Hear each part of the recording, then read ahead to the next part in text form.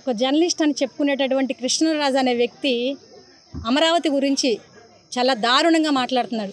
ఇది దేవతల రాజధాని కాదన్నాడు. చరిత్ర తెలుసా నీకు? చరిత్ర తెలియని నువ్వు జర్నలిస్ట్ ఎలా అయ్యావు? కావాలంటే పిల్లల పుస్తకాలు తీసుకొని చదువుకొని అప్పుడన్నా మాట్లాడడం నేర్చుకో. ఈ ఎదవకి నోటికి ఎంత వస్తే అంత మాట్లాడుతున్నాడు. ఇది దేవతల రాజధాని కాదని వేసీల రాజధాని. నువ్వు చూసావా? ఇది ఆంధ్రప్రదేశ్ మహిళల్ని చాలా వాళ్ళ యొక్క మనోభావాలు దెబ్బతినే విధంగా ఎంతో కించపరుస్తూ మాట్లాడినటువంటి మాటలు. దీన్ని మేము అమరావతి రైతులుగా తీవ్రంగా ఖండిస్తున్నాం. అదేవిధంగా అతను మాట్లాడిన మాటలు ఒక సాక్షి ఛానల్ యజమాని అయినటువంటి భారతీదేవి ఒక ఆడపుట్టుకు పుట్టి ఇంతవరకు దాని గురించి ఎలాంటి మాటలు మాట్లాడకపోగా దాని మీద ఎటువంటి చర్యలు తీసుకుపోగా ఎంతో సైలెంట్గా ఉన్నది చాలా బాధాకరమైనటువంటి విషయం. ఒకప్పుడు ఆమె మీద తీవ్రమైనటువంటి సోషల్ మీడియాలో అభ్యంతరకరమైన పోస్టులు వస్తే ముందుగా స్పందించి ఒక మహిళ సాటి పాటి మహిళల పట్ల ఎలాంటి వ్యాఖ్యలు అనేది ఎవరు చేయకూడదని ముందుగా స్పందించాం. మరి అలాంటిది ఈరోజు ఆమె కామ్గా ఉందంటే ఏమనుకోవాలి? ఒక మహిళగా ఆమె ఏమన్నా చేయగలుగుతుందా? కాబట్టి దీనికి ఆమె ముందు 24 గంటల్లోగా అతన్ని చట్టపరంగా కృష్ణరాజు మీద చర్యలు తీసుకొని న్యాయస్థానం వారు తీవ్రంగా శిక్షించాలని కోరుకుంటున్నాం. అదేవిధంగా భారతీయ కూడా ముందు ఆంధ్రప్రదేశ్ రాష్ట్ర మహిళలందరికీ క్షమాపణ చెప్పాలి. ఆవిడ మీద కూడా కొమ్మినేని శ్రీనివాస్ మీద కృష్ణరాజు మీద సంస్థ యజమాని అయినటువంటి భారతీదేవి మీద కూడా కఠినమైనటువంటి చర్యలు తీసుకొని వారిని తీవ్రంగా శిక్షించాలని చెప్పి మేమంతా కూడా డిమాండ్ చేస్తున్నాము. ఎప్పుడైనా నోటిని అదుపులో పెట్టుకొని మాట్లాడాలి. ఏదో ఇష్టం వచ్చింది కదా అని చెప్పి వేసీల రాజధాని అని చెప్పేసి ఇక్కడ సెక్స్ వర్కర్లు ఎంతోమంది పనిచేస్తున్నారు. నువ్వు చూసొచ్చా? అసలు నువ్వు మాట్లాడిన నీ పెళ్ళ, నీ తల్లి, నీ పిల్లలు కూడా ఉన్నారు. ముందు అది తెలుసుకొని సావరా ఎదవా. నిజంగా అసలు కడుపు మండిపోతుంది ఇలాంటి మాటలు మాట్లాడుతుంటే. అసలు అమ్మకి అయ్యకి పుట్టినోడు అయితే ఇలాంటి మాటలు వస్తాయి నీ నోటి వెంట. అసలు భారతదేశంలో స్త్రీకి ఎంత ప్రాధాన్యత ఇస్తారు, ఎంతగా గౌరవిస్తారు. అలాంటిది అన్నీ మర్చిపోయి ఈ రకంగా మాట్లాడడం అనేది ఎవడో గడ్డి తినమన్నాడు అని చెప్పి నువ్వు గడ్డి తింటావా? కొంచెమన్నా మాట్లాడే ముందు ఆలోచించక్కర్లేదా?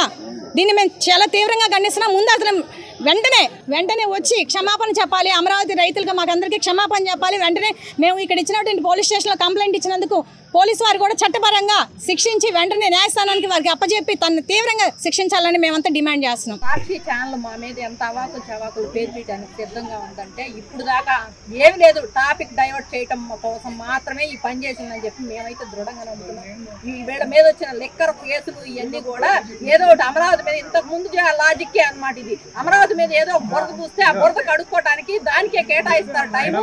మా మీద ఎవరికి దృష్టి ఉండదని చెప్పి నువ్వు అనుకుంటున్నావు. కానీ నీకు సమానంగా ఏ పక్కన ఏం పెట్టాలో అని సమానంగా పెడతానే ఉన్నారు.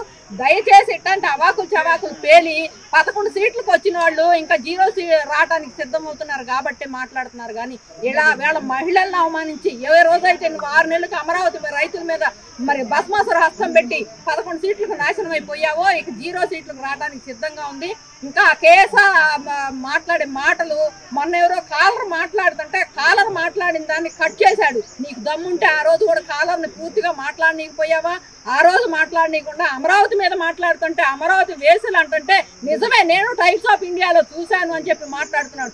సన్నాసేదో నీ కొంపలోనే ఉండయేమో వేశ్య గృహాలు, ఎయిడ్స్ రోగాలు అన్నీ ఉండి ఉంటాయి. అదే నీ మనసులోకి వచ్చి అదే మాట మాట్లాడాలని నిన్న అక్కడ మీడియాలో ప్రేరేపించిందేమోనని చెప్పి మేము నమ్ముతున్నాము.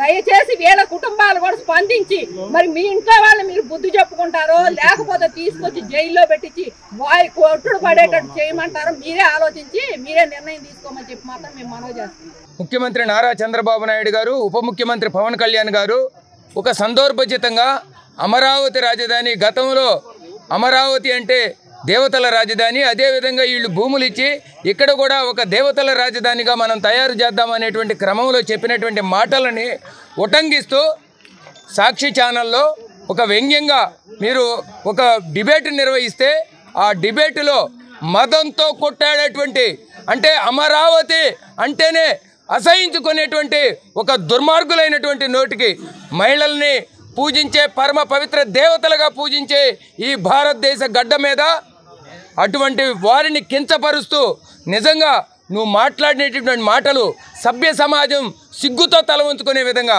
అదేవిధంగా జర్నలిస్టులు నిజంగా నిన్ను చూసి జర్నలిస్టులు అసహించుకుంటున్నారు. నువ్వు ఇటువంటి వ్యక్తి, సమాజం మహిళలంటే గౌరవం లేనటువంటి ఇటువంటి నీచమైనటువంటి భాష మాట్లాడేటువంటి ఒక వ్యక్తి జర్నలిస్టు అనేదని దాన్ని ప్రోత్సహించినటువంటి కొమ్మినేని శ్రీనివాసరావు. అదేవిధంగా మహిళల్ని నిజంగా ఆంధ్రప్రదేశ్ మహిళలు, అమరావతి అనేది ఆంధ్రప్రదేశ్ రాజధాని, అంటే ఆంధ్రప్రదేశ్ రాజధాని వేశ్యల రాజధాని అంటే నువ్వు అవమానించింది ఎవరిని?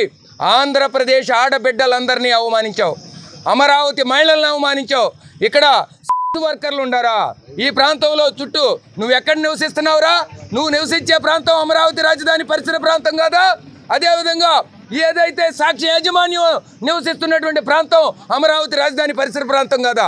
అంటే అమరావతి రాజధాని పరిసర ప్రాంతాల్లో వర్కర్లు ఎక్కువ ఉండారా? ఎయిడ్స్ ఎక్కువ ఉందా?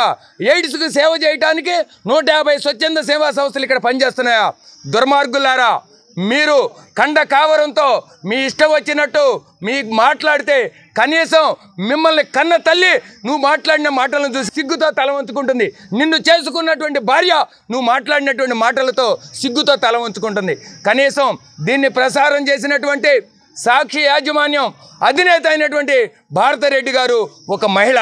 మరి అటువంటి మహిళ మీద అసభ్యకరమైన కామెంట్లు చేస్తే మొట్టమొదటగా స్పందించింది అమరావతి మహిళలు, దాన్ని ఖండించింది అమరావతి మహిళలు. నువ్వు ఈరోజు నీ ఛానల్లో ప్రసారం అయ్యి మేము చూస్తూ ఉన్నాం 24 గంటలైనా భారతిరెడ్డి గారు స్పందిస్తారా లేదా అని. మీకు మహిళలంటే చిన్న చూపు. ఏదైతే జగన్మోహన్ రెడ్డి గారు చేశారో అదేవిధంగా భారతిరెడ్డి గారు కూడా ఆంధ్రప్రదేశ్ మహిళల్ని నిత్యం అవమానపరచడమే లక్ష్యంగా పెట్టుకున్నారు, ముఖ్యంగా అమరావతి మహిళల్ని. మీరు గనక 24 గంటల్లో క్షమాపణ చెప్పకపోతే అదేవిధంగా కండ కావరంతో కామాంధుల్లాగా జర్నలిస్టు రూపంలో తిరుగుతున్నటువంటి కృష్ణరాజు అదేవిధంగా కొమ్మినేని శ్రీనివాసరావుని వెంటనే అరెస్టు చేయకపోతే కనుక ఇది 24 గంటల సమయం ఇస్తున్నాం. 24 గంటల్లో కనుక ప్రభుత్వం స్పందించకపోతే తీవ్రమైనటువంటి ఉద్యమాన్ని మారుస్తాం. మాకు ఉద్యమం కొత్త ఏం కాదు. 1631 రోజులు ఉద్యమం చేశాం. మా మహిళల్ని కించపరిచేటువంటి దుర్మార్గులకి శిక్ష పడేదాకా మేము నిరాహార దీక్షలతో ఈ ఉద్యమాన్ని ఉధృత రూపంలో 24 గంటలు సమయం ఇస్తున్నాం. 24 గంటల్లో స్పందించకపోతే ఉధృత రూపం దాలుస్తుందని హెచ్చరిస్తా ఉన్నాం. Please subscribe to Leo news for more videos.